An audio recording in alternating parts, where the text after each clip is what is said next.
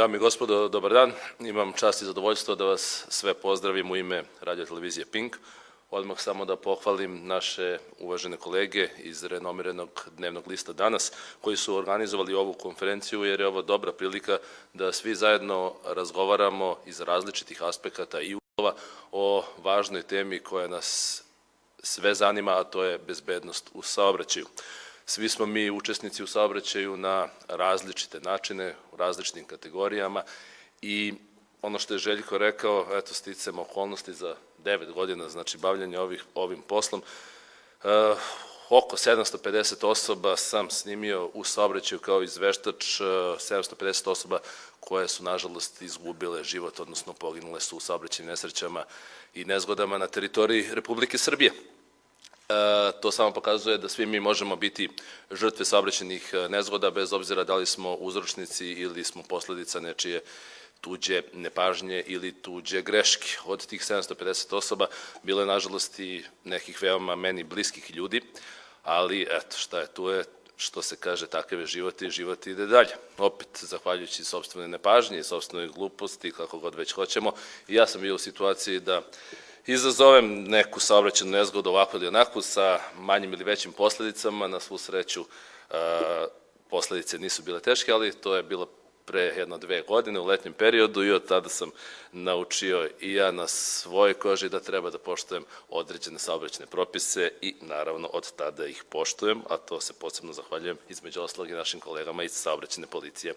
koji su me tome naučili, oduzimanju vozačke dozvole i tako dalje. E sad, kada govorimo o medijima, moram da kažem da mediji kao sedma sila i u Srbiji i u Evropi i u svetu daju uvek značajan doprinos bilo kojoj društvenoj pojavi, pa je naravno i bezbednost u saobraćaju jedna od tih pojava. Međutim, prema nekom mom mišljenju, čast izuzecima, naravno, mediji se u Srbiji uglavnom bave posledicama, a ne uzrocima i preventivom kada je u pitanju bezbednost u saobraćaju.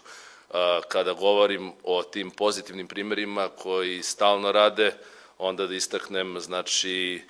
Studio B, radio-televiziju B92, naravno Medija Sad grupu, dnevni list Danas, a i mi se na televiziji Pink trudimo da svakodnevno kroz različite forme govorimo i utičemo na svest ljudi o bezbednosti u saobraćaju. Mediji kod nas daju doprinos kada je u pitanju bezbednost proporcionalno težini saobraćajne nezgode koja se dogodila, odnosno uglavnom rade kampanjski. Znači, ukoliko se dogodi neka saobraćajna nezgoda sa 3, 4 ili 5 poginulih osoba, onda taj dan u elektronskim medijima, sutra dan u štampanim medijima, pojavi se veća ili manja priča. Ukoliko su posledice drastičnije i teže, onda se o tome govori još dan ili dva, posle toga ništa do nove saobraćajne nezgode. Kažem, mali broj pozitivnih primjera od medija koji se stalno bave kampanjom i to ne treba da bude kampanja. To je uopšte treba da bude naš stalni posao i da dajemo stalan doprinos kako bi svi zajedno bili bezbedniji u saobraćaju, odnosno da ne govorimo o bezbednosti samo posle tih teških i tragičnih saobraćajnih nezgoda. Znači, kontinuirana priča iz različitih aspekata, baš kao i ovo ovde što smo danas videli, znači i saobraćajna policija, i nevladine organizacije, i saobraćajni fakultet, hitna pomoć, preduzeće za puteve i tako dalje, autoškole, svako naravno može da da i treba da da svoj doprinos. Malo pre smo videli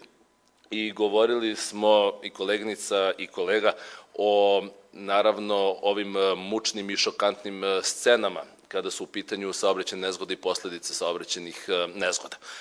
Sada, ja sam često u dilemi i profesionalno i moralno i ljudskoj, kako god već želimo da uzmemo i da kažemo, da li pustiti neke scene ili ne. I naravno na televiziji Pink mi razmišljamo na koji način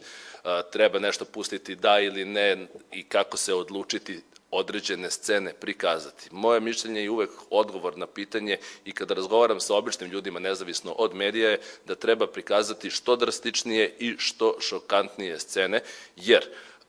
vozaču će ostati možda tog dana ili možda 2 dana u glavi ili u mozgu ono što je video na televiziji ili ukoliko je video fotografiju u novinama gde su razbijeni automobili, možda raskomadana tela i tako dalje. Jeste to šokantno, jeste to teško i za odrasle ljude, kamoli za decu. Naravno, ja sam siguran, odnosno da će, ali to bi bolje psiholozi objasnili, da će vozači bar taj dan ili sutradan biti oprezniji u saobraćaju, da će na autoputu sporije voziti, da će u zoni školskih ili predškolskih ustanova takođe sporije voziti, prilagoditi brzinu kretanja, jer se dete može u svakom trenutku pojaviti van pešačkog prelaza, dete koje je istračalo između dva automobila, a znamo kakve su posledice kada naravno automobil naleti na dete.